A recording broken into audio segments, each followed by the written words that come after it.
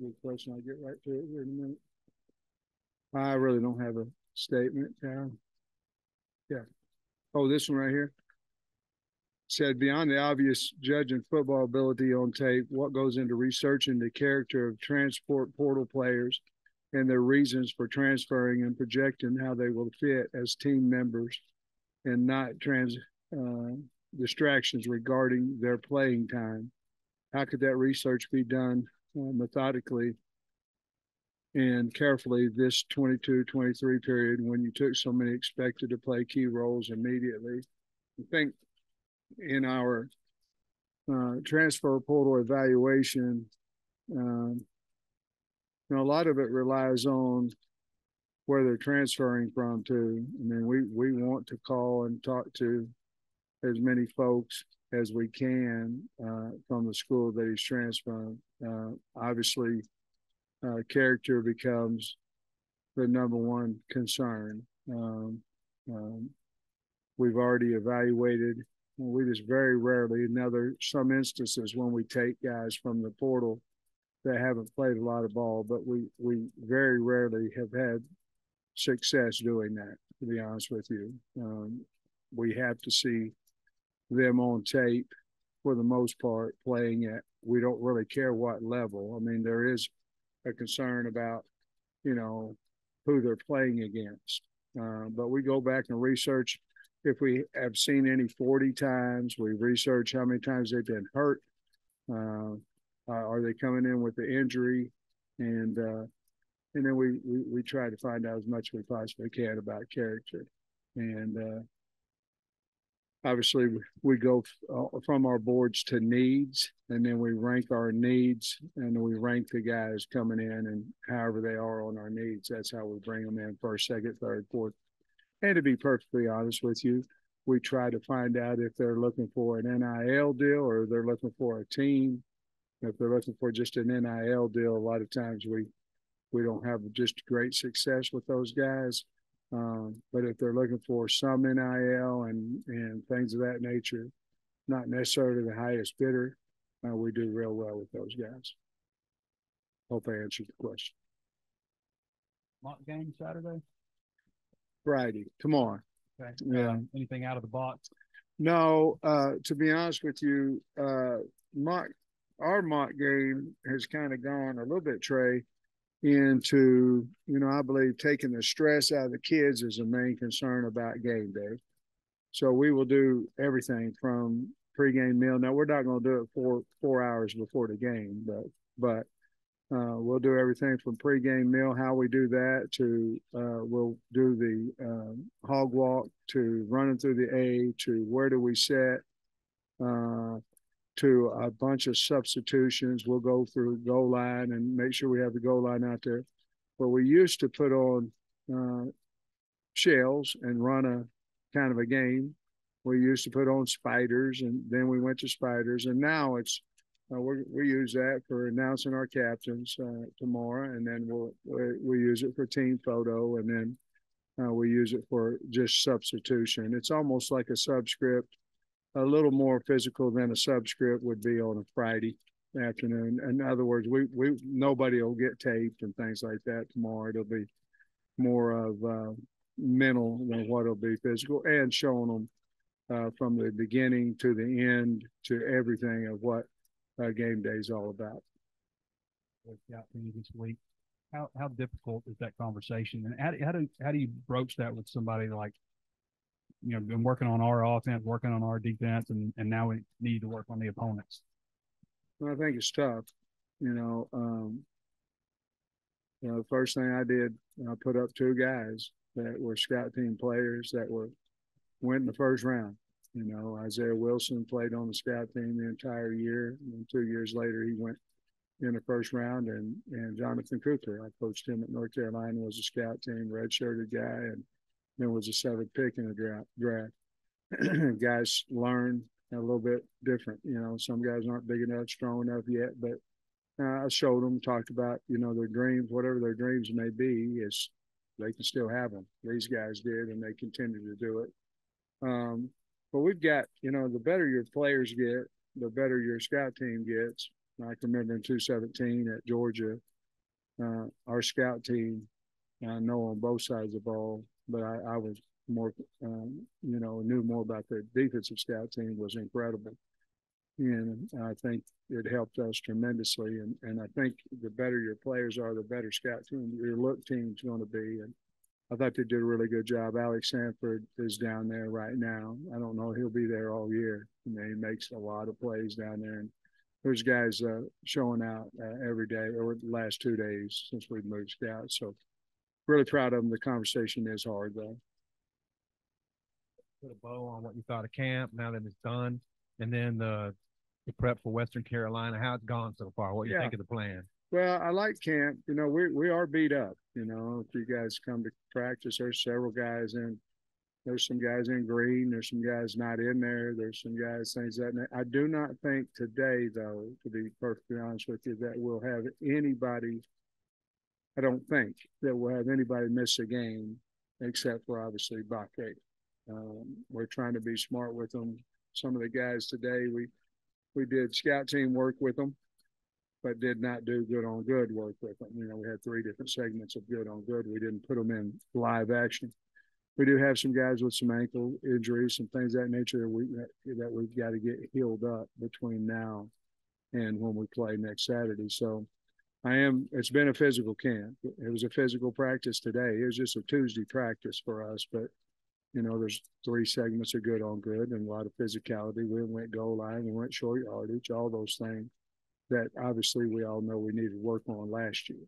And we're trying to correct all those things. So really proud of where we've been. I wish we weren't as banged up as we are right now, but I believe that by Monday, at least half, maybe more of the guys that were holding the good on good sections, I think what we got. We saw Quincy yesterday. I'm not sure about today. So Quincy McAdoo? Yeah. Slim chance this year, and what does it look like? Well, you never want to take a guy's, 3 months ahead of him. But if I was saying here, he needs some physical development. I had a long talk with him yesterday, and he's 192. He came in at 170 something, and he looked frail to me a little bit yesterday because he was 204, I think, before he had his accident. But he is doing really well. We want him to. He's coming every day now. We want him to help us coach as a student coach until he gets his physicality back, and then we'll figure out what happens after that. I love him. I think he's doing really good. I do. I think I had a long talk. He'll have to tell you, and I'm sure he'll be more than happy to talk to you. But I think start of camp crushed him, because he wasn't able to be out there with the team and all those things. But I think he's doing well. The conversation I've talked to him for 45 minutes yesterday. That conversation. I think he's in good spirits. He's a Christian young kid. He believes there's a reason for everything, and he's going to make the best of his situation, and he'll get his strength back totally and see him. And you mentioned, when a guy goes in poorly, it's always on script. What are those conversations like? Because I can understand when you might call Coach X about player Y and say, I don't want to talk about that guy or something. What are those conversations like, generally speaking? Well, some of them you say, "Hey, he left because," and you go, oh, "Okay, we can't get that on our team." Sometimes they'll say, "Well, we've had a guy or two started for him, and then for whatever didn't have a good second half of the season, whatever, lost his aggressiveness at practice, whatever it may be." Do we feel like with our coaching staff, do we feel like we can get him back to what we saw on tape, or is he going to come in and be that kind of a guy?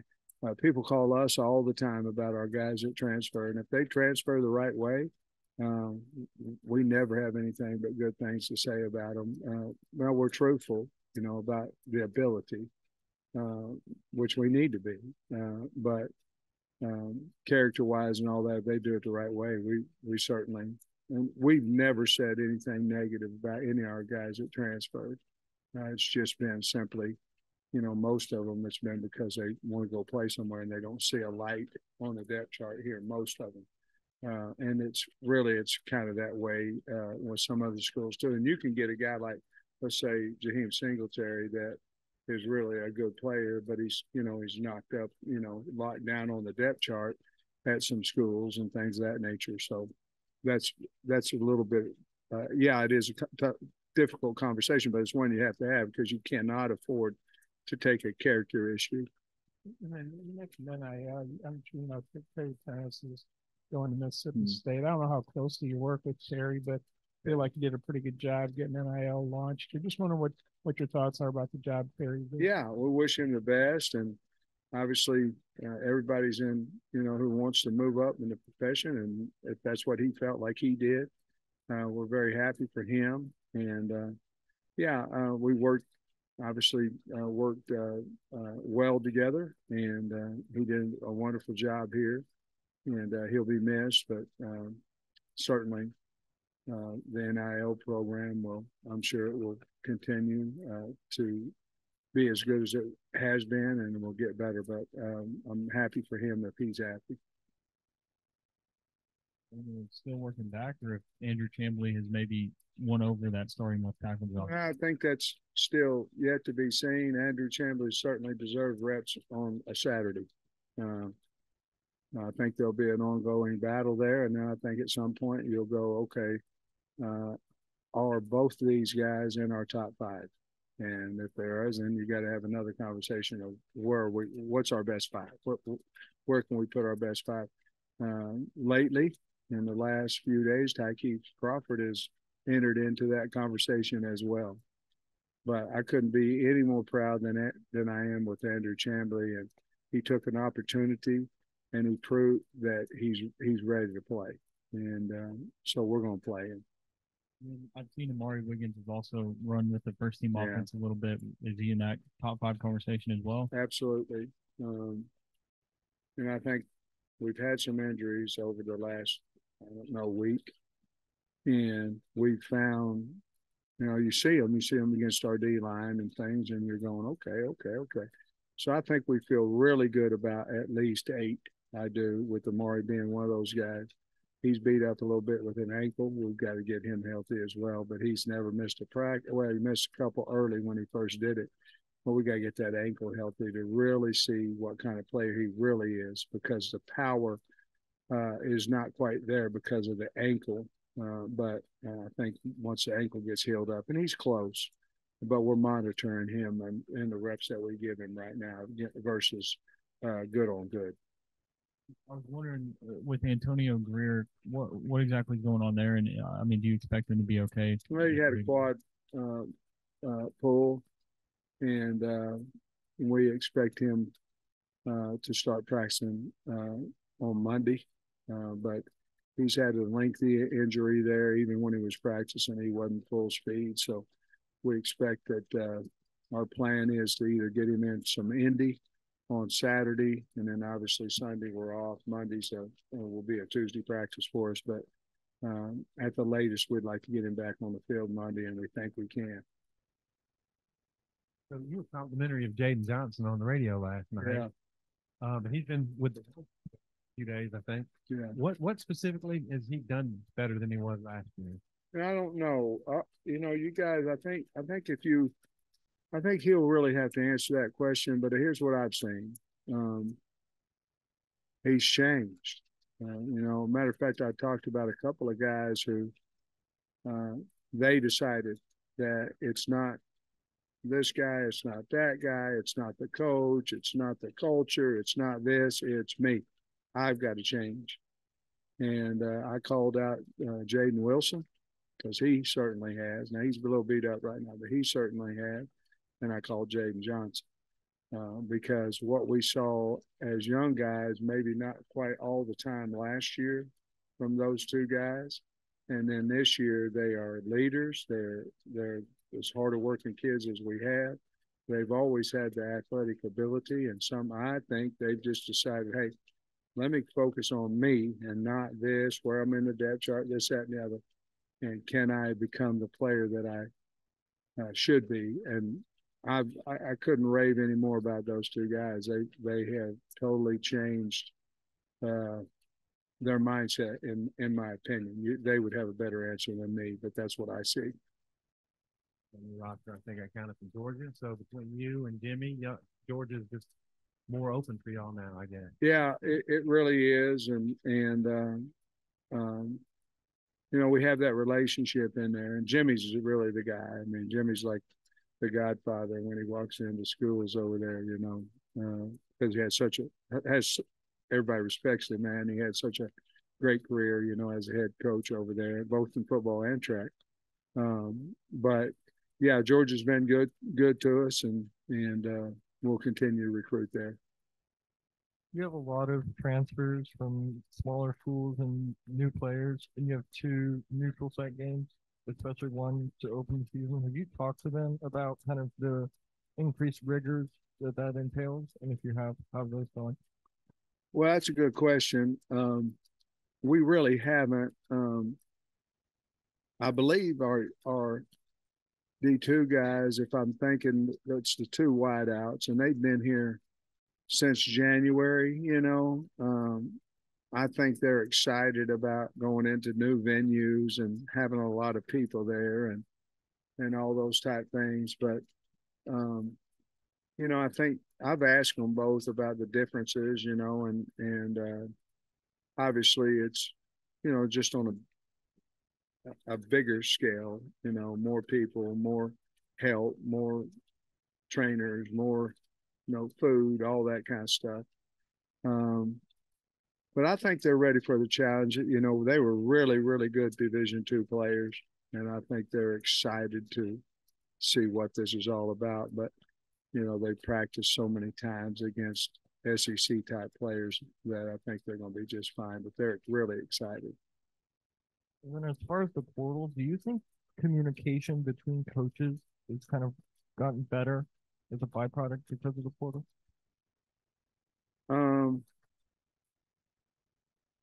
In a lot of cases, there's no communication and the guy's gone.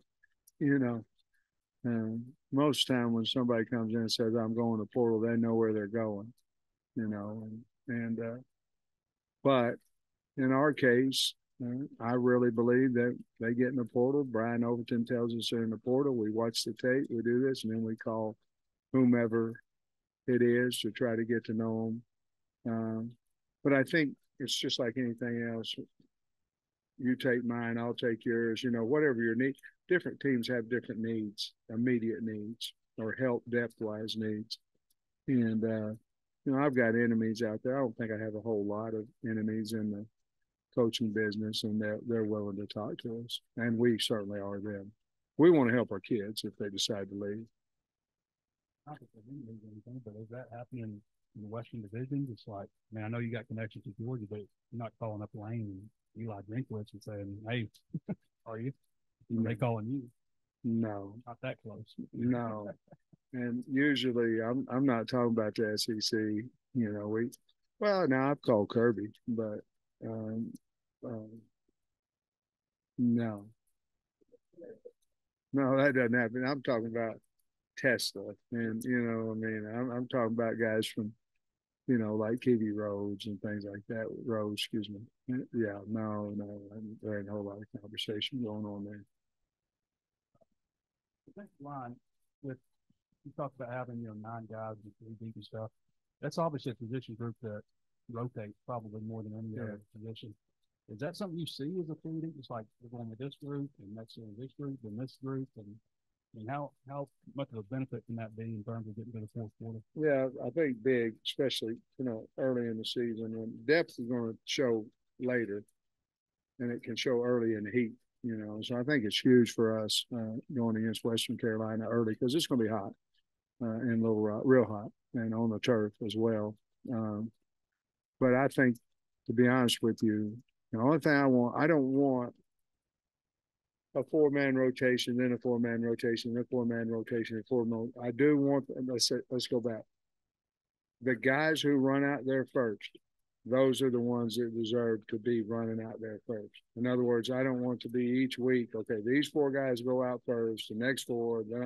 if these get 4 guys out down here, and one of them outplayed the guy, he goes out there first in this group.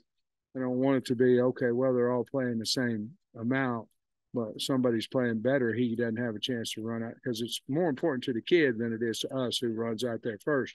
If you're rotating, you know what I mean? And we want to make sure that we honor that if they're out playing the guy ahead of them. But yes, I think 4 plays, and we'll probably rotate in and out at that point. And then at the end of the game, you want to make sure you have whom you think are your best 4 out there. And it could be a different 4 if you're trying to keep them from scoring on 2 minute and your 4 best pass rushers. It could be, get the ball back. It might be your 4 best run guys against your run.